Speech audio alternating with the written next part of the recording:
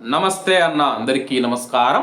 ప్రస్తుతం ఇరాన్ అధ్యక్షుడు మనం చూసుకుంటే భారత ప్రధానమంత్రి నరేంద్ర మోడీ గారితో ఫోన్లో మాట్లాడుతూ ఉన్నారన్నమాట. ఎప్పటికప్పుడు సమాచారం అయితే అందిస్తూ ఉన్నాడు.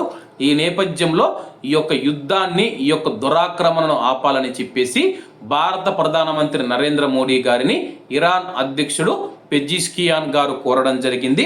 వివరాల్లోకి వెళితే బ్రిక్స్ కూటమికి ప్రస్తుతం సారథ్యం వహిస్తూ ఉన్న భారతదేశం ఆ హోదాలో స్వతంత్ర పాత్ర పోషించి ఇరాన్ పైన దురాక్రమణను అడ్డుకునే చర్యలు చేపట్టాలని ఇరాన్ దేశ అధ్యక్షుడు మౌసాద్ పెజిష్కియాన్ కోరారు.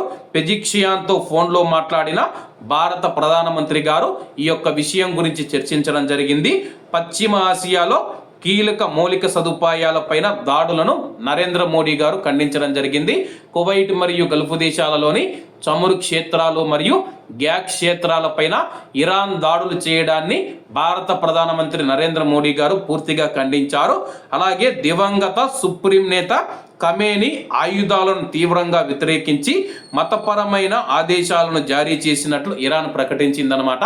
అలాగే ప్రస్తుతం అమెరికా ఏదైతే అణ్వాయుధాలు ఉన్నాయని చెబుతూ ఉన్నారో ఆ యొక్క అణ్వాయుధాలను ఖమేనీ గారు సుప్రీం లీడర్, దివంగత ఇరాన్ సుప్రీం లీడర్ తీవ్రంగా వ్యతిరేకించారని చెప్పేసి ఇరాన్లో అణ్వాయుధాలు, అణుబాంబులు తయారు కావడం లేదని చెప్పేసి ఇరాన్ అధ్యక్షుడు తెలపడం జరిగింది.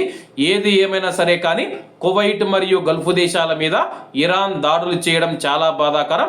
ఆ దాడులను మేము ఖండిస్తూ ఉన్నామని చెప్పి భారత ప్రధానమంత్రి నరేంద్ర మోడీ గారు తెలియజేశారు.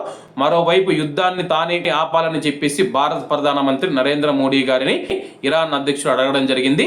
మరి ప్రధానమంత్రి గారు ఎటువంటి నిర్ణయం తీసుకుంటారో వేచి చూడాల్సి ఉంది. కాబట్టి అందరూ బాగుండాలి, అందులో మనం ఉండాలి. అందరికీ నమస్తే అన్న, జై హింద్.